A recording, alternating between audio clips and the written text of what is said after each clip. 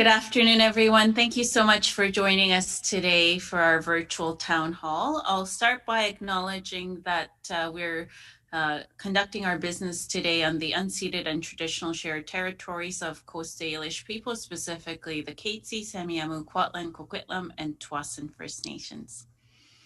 And I'm very, very pleased that we have a special virtual town hall today. Dr. Steve Tierney, Senior Director, Quality Improvement for South Central Foundation's award-winning NUCA System of Care, is here with us virtually from Alaska to present on effective use data for quality improvement.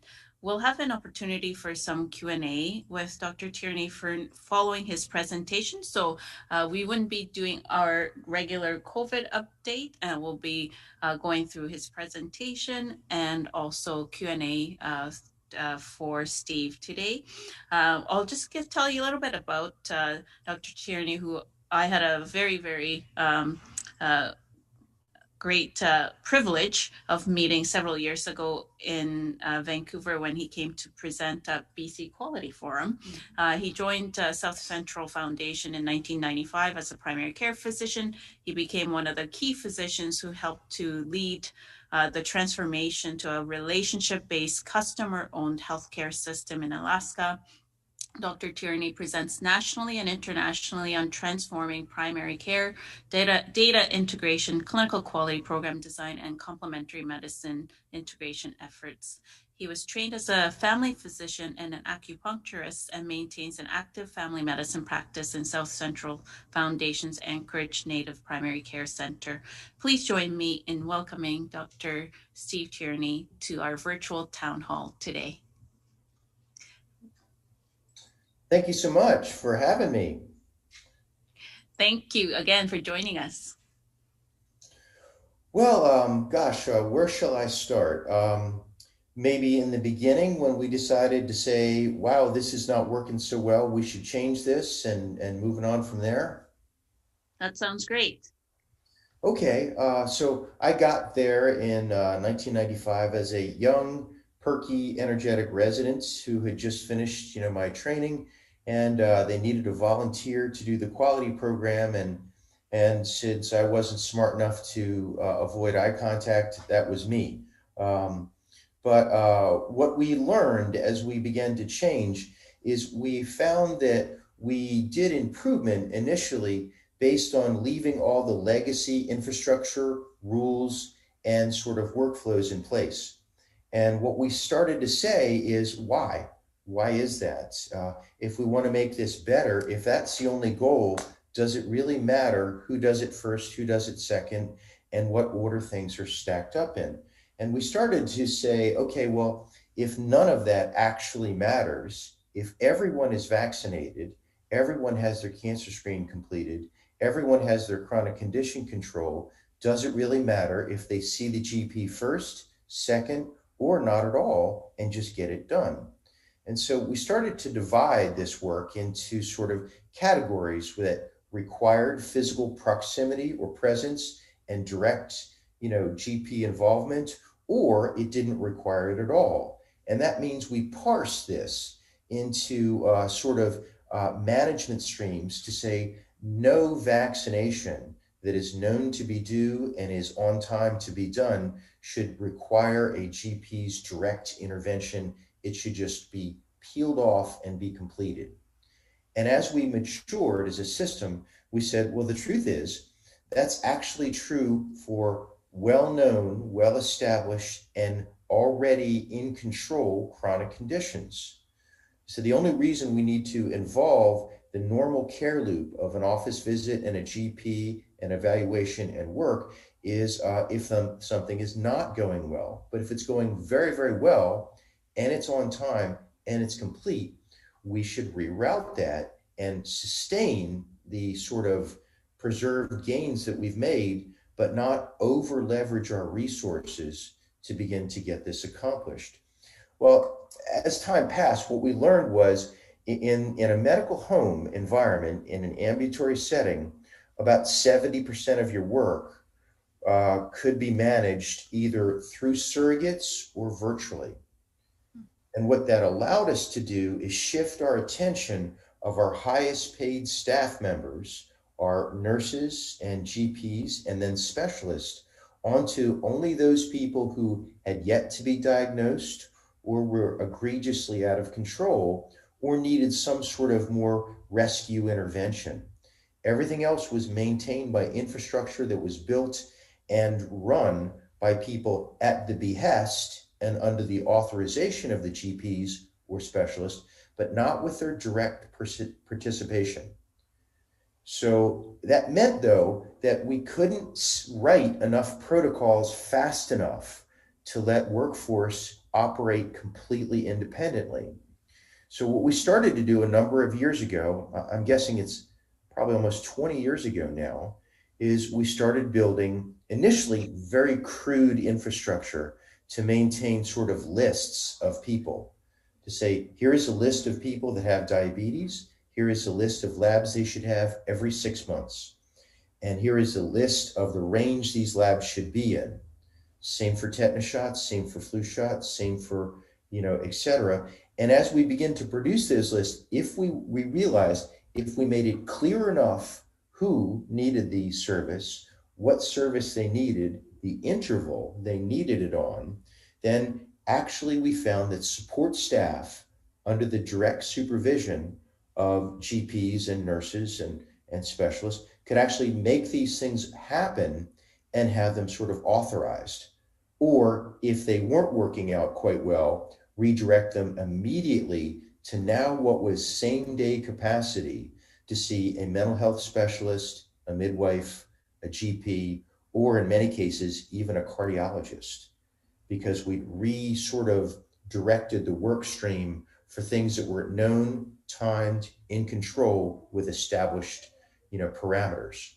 But to do so, we actually started to realize our big benefit was to develop an information infrastructure. If we knew the names of all of the tests that need to be done, all of the people they needed to be done for, and we could build this into an information platform and have a constant daily updated measurements with how many people had had a colon cancer screen, a cervical cancer screen, a tetanus shot, their diabetes managed, and as long as it was under control, then we could actually sort of observe more peripherally how these things were doing and then direct the workforce that was handling this, for us to make sure that they paid attention to the right people. I think what it did was allow the low capacity but high cost workforce now become immediately available the moment something wasn't quite right or wasn't known or needed to be adjusted in a more direct way. And as that sort of shifted our attention, we actually had not originally intended this, but we started to notice that we cut our emergency room visit rate by about 50% and our hospitalization rate by about 50%, because it never got to the point where we had queued it up in a legacy workflow and then had it delayed for what was reasonable and prudent care. We began to separate what was needed a provider and did not need a provider, and made sure that we had these things divided clearly. And now I'm gonna pause here and I'm gonna say, let's just show you what that looks like in real time. So I'm going to share screen.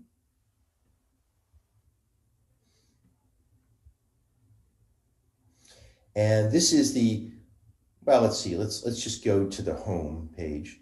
This is the South Central Foundation homepage. This is where we would have pretty much everything that we would have, where your, human resources, where your timekeeping, where your evaluation tool, your legacy documents, a directory, things like that. But one of the things we have here is our data mall, which is our information infrastructure.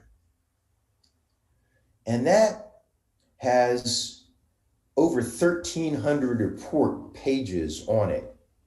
And you can tag them, you can search for them to say, well, what would I like to look for? Maybe COVID might be regular, might be something I'd be interested in. Here are all the reports tagged that are related to COVID vaccines, days between doses, action orders, all orders, by vaccine clinic sites. So we can tag these. So what we said was if any company employee who has access to this information, who should have, sort of part of their job to perform these tasks, should have immediate access to the information on a daily basis. And our work shifted to say, I don't want to have more GPs. I want to have more reports with more people who have access to those reports who could actually facilitate what was needed to be done on those reports. So let's show you an example of what that might look like. So I've tagged several things here. We've looked at something very big picture. Let's look at the corporate scorecard. For instance, if you were, I don't know, the CEO, you might want to know how are things going, and you might want to know quickly. So what our mantra is build a report for the purpose of the end user's consumption. The end user should say, this meets my need. So as a senior executive, you would say, I want to know how is the whole company doing, and how have we been doing, and what is our goals? So this should be very quick. Well, it should be something very easily digestible.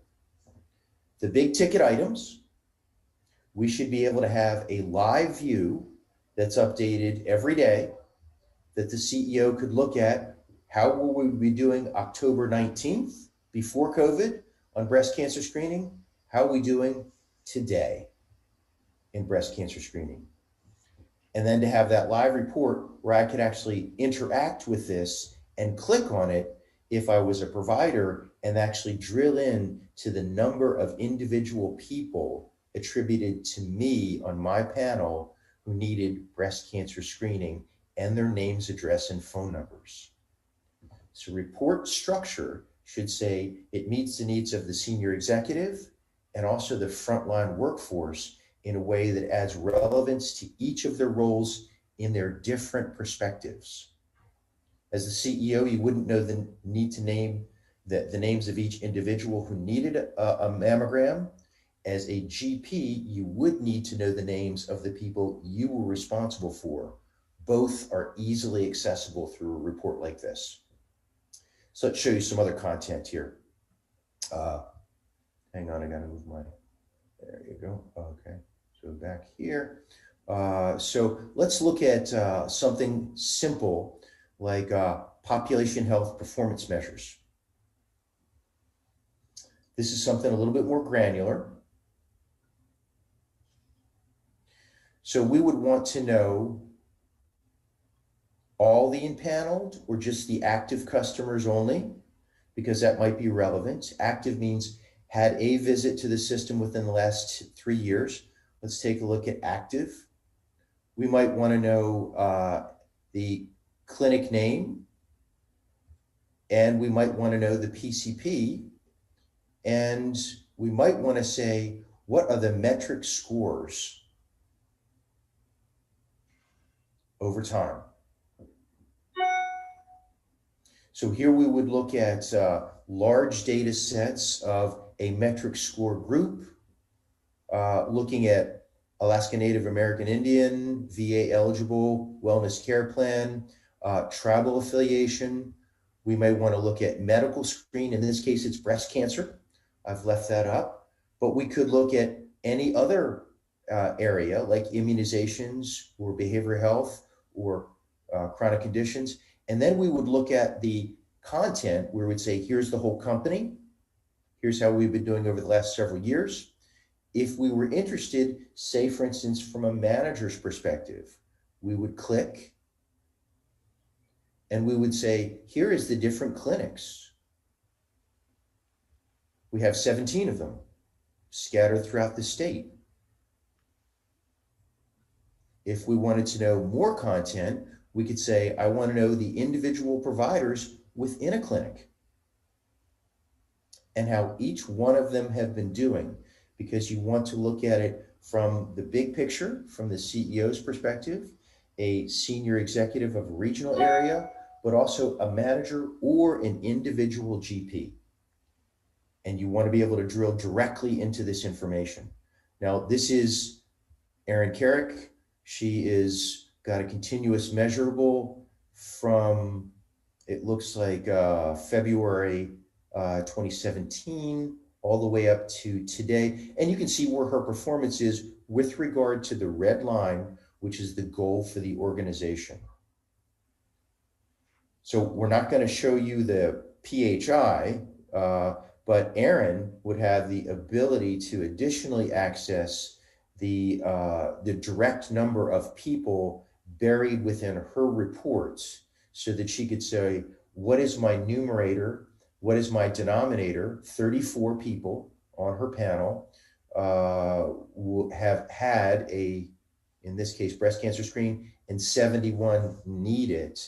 Erin would be able to directly drill into this and know the names of each of the individuals who have both had and had not, and then be able to filter them by age and date due. We might also build a comparison chart to be able to look for and extract best practice. This is every single GP team in our system. We look at 3 standard deviations above our average performance, 3 standard deviations below our average, which is the mean, and look at the scatter for distribution. And then what we would look for is variance, with the largest denominator over here and the smallest denominator over here, and your confidence interval would narrow as you proceeded to the larger denominators. But immediately, rather than me as a medical director invent what I believe to be the best practice, I can extract Christine White as a denominator of 339, a completed numerator of 314, a completion rate of 71%, 3 standard deviations above the organizational performance, and the finest performance in the organization. So for me to go from the CEO perspective for the whole measure down to the clinic, down to the provider, down to the best practice performance takes a matter of seconds. If I did this on my own and I was just surfing this, I could do this in maybe about 15 seconds. Let's say I'm a manager and I want to be able to coach someone to improve, because I'm looking at performance over time and I'm saying, well, you know, you're doing well, but how has it been going? Are you able to improve? We want to look at over time how performance changes. So we could say, this is the 0 line.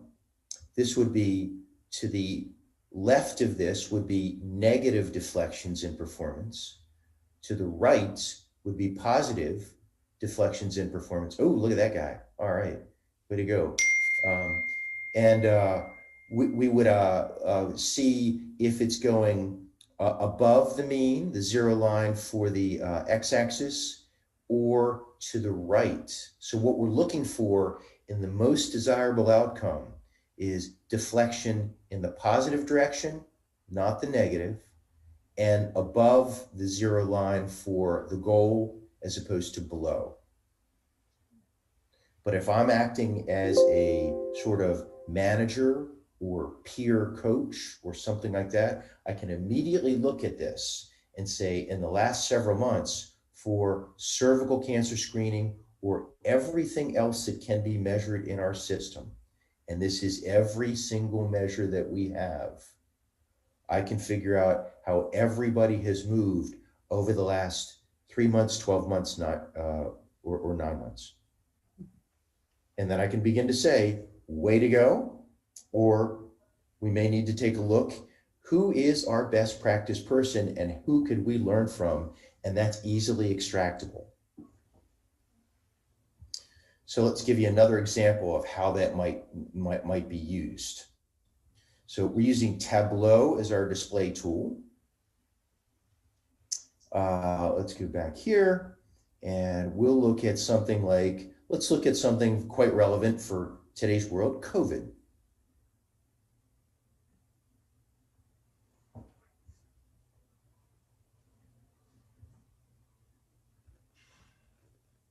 So, as a senior executive, you may want to know, how many tests have we done? How many tests have been negative? These are the gray ones. How many tests have been positive? These are the red ones. What is the age and gender distribution of all the negative ones and all the positive ones? And what were the days that these tests were done for both negative and positive since March of 2020? How has that gone every single day? Because when you're a leader in the organization or you're a frontline staff, you want to be able to wake up 8 o'clock, come into work, and find out, how did we do yesterday, and how would we do the last week, and how can we make it better than it is right now? So we build content so that those are easy questions to ask. If I'm not the whole system, I'm just one individual provider. This is all of our GPs and our entire system across the state. I could select just one and say, what has their experience for their panel with their total tests, total negatives, total positives, and age and gender distribution by day throughout the entire pandemic. I may add another layer of content to say, well, now that we figured out how to measure, quantify, track by system, by clinic, by age, if we want, by gender, our results, now maybe we want to take a look at, how are we doing vaccination wise? We can look at the actual results for the entire system with what are the age groupings, 85 and up, 75 to 84, 65 to 74, et cetera. And then look at what is the percent for dose 1 and dose 2. Because what we want to do is find out, how close have we come to vaccinating every single person as a system, or maybe just a clinic.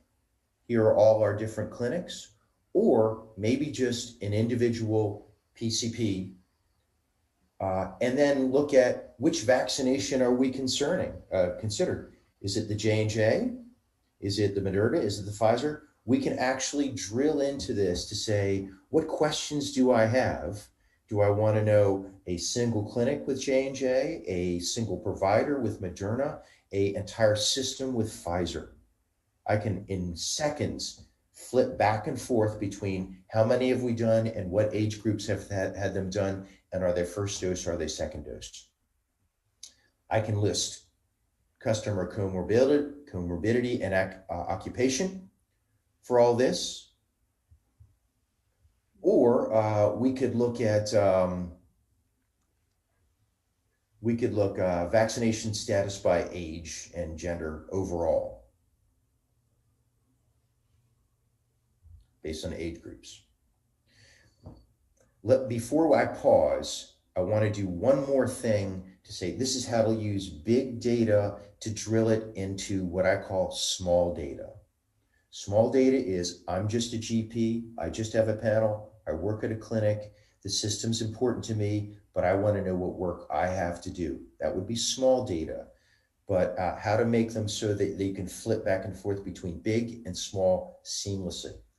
Another method that you can employ is, how do I evaluate a role? So I may want to say, okay, well, that's really great. COVID vaccinations great, straightforward.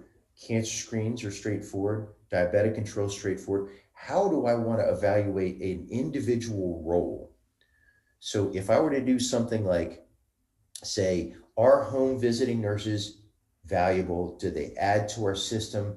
Do they add to our effectiveness? Are they a value-added addition to our workforce? I might want to see how they're doing. So a way to do that is, rather than depend upon process, I'm going to depend upon outcome. So I want to look at all of the people who have had an encounter with a home visiting nurse. I want to be able to say, I want to select an age range. from 14 to 96, which is the total age range. I want to be able to select, am I asking about an individual PCP? I want to know, is it about an individual home visiting nurse staff member? Is it a particular customer type, inpatient, non-acute, or swing bed? Is there a DRG? So let's just look, we'll say heart failure. If I could just spell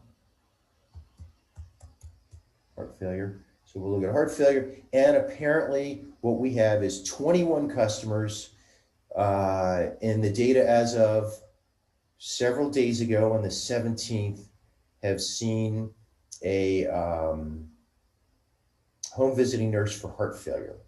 So we would say, all right, well, of this group, what might I like to know? I might like to know before and after they were seen by a home visiting nurse, did they go to the ER more? And we can find out, was there a difference in their pre or post visit rate to the emergency room before or after they saw a home visiting nurse? I might want to look at, did they get readmitted to the hospital more or less after the home visiting nurse? I can say, actually, they did quite a bit better post. So while you'll notice there was not a big difference in the difference in emergency room use, there was a significant difference in the readmission rate. But now I can look at the role. I can look at an individual diagnosis. I could look at an age range. I could look at a gender. I could look at an individual nurse, visiting nurse, or a GP's panel and find out how did that collection of workforce team members effectively have influence on an outcome. What did they do? I'm not necessarily concerned.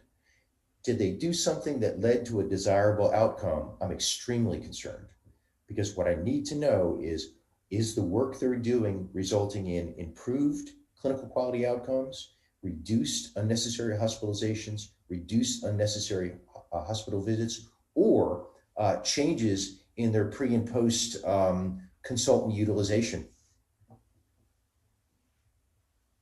over time. And what sorts of consultants did they use? Okay, so you've seen several things. You've seen how to use big data, how to make it small, how to apply it to population health, how to apply it to a particular topical area like COVID, but also how to use big data and drill it into small data to evaluate the individual performance of a home visiting nurse on an individual diagnostic code. And I can do this for dozens of diagnostic codes or dozens of team members. Okay, with that, I'm going to stop screen share and then we can pause for questions. Thanks so much. Uh, Thank you so much, Steve. A couple of things that we'll start from the room here. And I think there are people that are asking some questions through our Slido. So while we're loading that, it's Slido and FH COVID. There'll be some COVID questions that we might get to at the very end, but I'll try to get through questions for you first. And I think we have a question from Lawrence Yang. What metrics for social determinants of health or health equity might be tracked as visualized within the NUCA database? I'm going to say we don't. And here's why. Social determinants are really more about documentation. The problem that you have in a healthcare system is you have a sort of I call it a Faustian dilemma, is what do you want your workforce doing? And in our case, we had to say, do we want them typing into their keyboard and keeping social histories, or do we want them talking to people and asking them about their story and how they feel? While I would love to collect that data so that I could use it for comparison, I have to stop doing usual healthcare in order to do so. So here's how we address it, is what we look at is not social determinants, but we look at healthcare system utilization distress. So what we extract from the system using a big data perspective is what I call surrogates for distress behaviors. So for instance, if you asked for 4 STD tests in the last 12 months, doesn't matter what the result is. If you asked for 2 HIV tests within the last several months, if you were treated with an anxiolytic like lorazepam, or you were seen in an emergency department and you're a 21-year-old woman, then it doesn't matter what the test results were. It doesn't matter what the diagnosis codes were. You thought you had an STD or you thought you had HIV on more than one occasion, and a healthcare provider who is trained and legally allowed to thought you were distressed enough to give you an anxiolytic. To us, it's more important to find out who is teaching us through their behavior and how can we observe without having to redirect the workforce to do more typing, the people that need our help. Because even if you are not making a lot of money, and even if you're living in a really terrible neighborhood, if you're doing well, we're okay. But let's say conversely, you're Michael Jackson and you live in a fantastic neighborhood and your house is one of the best ones ever. Are you well, or are you really, really under duress? What we're looking for in our workforce is how do we identify duress in order to as quickly and effectively identify and intervene in a way that's helpful to an individual, irrespective of what neighborhood they live in or what address or what sort of job they have. So what we found is distress exists all over the continuum. It's not necessarily if you've not made a lot of money or if you don't have a high paying job, you will, of course, not do well healthcare wise. It doesn't help, but it's not isolated to that. And I hope that makes sense. So we don't track that as an individual thing. We look at if you need our help, we need to be there for you, and we need to be asking questions of why and how can we help. Great. There are quite a few questions, so I'll try to go through a bit quicker. One from the room, we are in the process of developing primary care indicators for family physicians across the province. We have many in acute, but this is somewhat new to primary care. What were the biggest challenges that you experienced trying to implement these outcome measures? We tried to look at was there things that we could collect that would be measured from the perspective of the customer, of the patient. So in other words, have you or have you not been vaccinated? Have you or have you not been to the emergency room, gotten a mammogram, gotten a cancer screen, things like that? We try to avoid process. So giving you an education brochure, doing things like that. We try to extract as much of that as possible and look at outcome from the perspective of the consumer. Is my A1C been measured? Is it under control? I think that gave us a lot more leverage to say the way by which we do that is whatever it takes. Great. From Thomas, what size team do you have to design, build, and maintain your reports? What are the various roles that exist in the team that supports this platform? Ooh, that's a great one. We have a 12-member data services team, and we have a data steward who would be a clinical sort of oversight person for the data platform for each topical area. So dental, mental health, specialty care, primary care. We have a lead data steward who's a clinical person who will be the liaison with their sub team in the data services department to say, here is the reports I need, tell me how we can build them together. And then we have an additional role, a data sort of display consultant. So we would have another clinical person to say, we're going to vet with the steward what's getting asked for and what's getting built. And then on the tail end, we'd have a display sort of team to say the display needs to be easily navigable, easily accessible, and easily understandable. If it doesn't get chosen to go in to be measured properly, or if it comes out improperly, it's still a fail. So we need to think of all those aspects. And a question from Luke would like to know if you have a specific preference for Tableau versus Power BI and why. Tableau for sure, because then I can actually flip into maps. I can flip into separate displays. So big Tableau fan. From Min, thank you for your presentation. It's PCP, so pay for performance kind of compensation tied to performance. Have there been any unintended consequences from this model? We pay for we pay for uh, I would say we do and we don't pay for performance. Your performance is your pay each year, and your with your evaluation is based on four categories. Work with your team. Are you doing good work? Are there's conflicts within your team? Work with your customers that you see. Is there conflicts or complaints with them? Work with your certifications, making sure you're maintaining all your CME and your certifications, and then performance for your group, your panel. But you're evaluated together. So the nurse, the clerk, the medical assistant, and the GP collectively as a work unit will all get credits for good performance on sort of large scale population health metrics. So it's not about the GP, it's about the team's performance. When we Hmm. say, you guys really knocked it out of the park, you're going to get an extra bonus this year.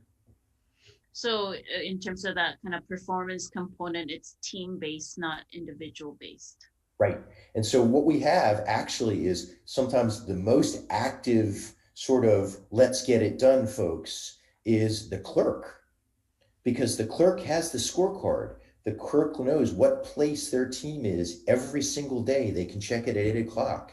And the clerk will say, if we as a team get that top score, then I am getting this raise because we get it together. So a lot of times, the person driving the bus for making it better is not necessarily the GP.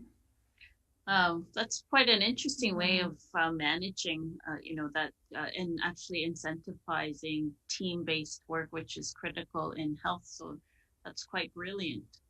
We'll have to talk about that another time. But next question, do you see any barriers to this technology being adopted in a public healthcare system, such as in Canada, that's a single payer system? Not at all. And I think what the mistake has been is to say your EHR is your data. So our data system is a cloud server that is fed by statewide Bureau of Vital Statistics, our dental electronic health record, our medical electronic health record, the statewide vaccination database. I mean, we have multiple sources for a cloud.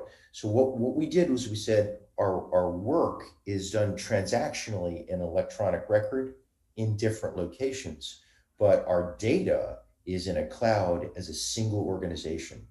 So your sources can be as many as you want them to be for wherever they need to come from. Your cloud is where you put your Tableau and your displays. It's great. Another question from Dr. Huang, who is one of our quality leads. When outliers are identified by the data, how do you support low outliers to improve or higher outliers to spread their practice? Here's what's really interesting is we learned a lesson early on. It can never be about blame or judgment or penalty. Improvement must be about awareness and the desire to do better. And so, why we built that view of improvement over time is today, even if you were last place, but you improved by 20% this last quarter, you're still a winner. We still love you. You're still making it happen. We want to be able to say it doesn't matter what place you're in, it does matter if you're trying to do better. Now, here's what I have as a problem. As a senior medical director for quality improvement, my worst performing teams now, with clear, transparently displayed data available across the system, my worst performing teams are at the national US average. And generally, there's an explainable reason because they've lost a team member or they've accepted a whole new load of new customers. So, generally, when I look at when a team isn't doing so well, why? Because we've made it really easy to do well, to learn who I can learn from, and to learn how I can fix it. So, when it's not right, it's usually because we've had a sick team member who has been on medical leave for several months, and we just need to say, hey, it's okay. I mean, stuff happens. You'll fall behind. We'll catch up. We'll help you. That's fantastic. From Melissa, very curious how your team gets the data close to real time and ensures that it's reliable. Do you use discharge coding? What we do is we try not to pull documentation because documentation varies so widely between authors. So we try to pull from laboratory databases or procedure databases like the mammograms or things like that. So we look at orders and completed orders for a vaccination, a medication, a lab, or a procedure. If I look at documentation, now I've shifted into looking at process. Now how we ensure it's reliable, the score is partly going to determine your team's pay. So we put a link in the Tableau data view field for error reporting. So if you look at your data, which you can every day, it refreshes at 4 a.m. every day for the platform. If you look at it and you find an error, you can report it, and the data team and data steward will be on it to fix it. Now, as a result, it means that we want to say we will hold you responsible for your performance of data. If you find an error, please let us know. We'll fix it straight away. But it also means that we're playing for real money here. You guys need to make it happen, and we'll give you credit when credit is due. But we can. What I've learned is when we do make an error, and sometimes the data system does, we find out in about 2 days. Great. Next question from John again. You use a lot of language tools that demonstrate a high level of QI savviness. How do you train your QI teams? It's funny, we actually don't so much anymore because now at this stage, every single frontline provider, clerk, medical assistant knows what a funnel chart is, knows what a control chart is. And Because essentially we say, you guys can check it every single day. It's how we're going to determine your pay. You would be I was shocked at when you actually hold people accountable and give them the answers to how you're telling them with the methodology. They actually check your work.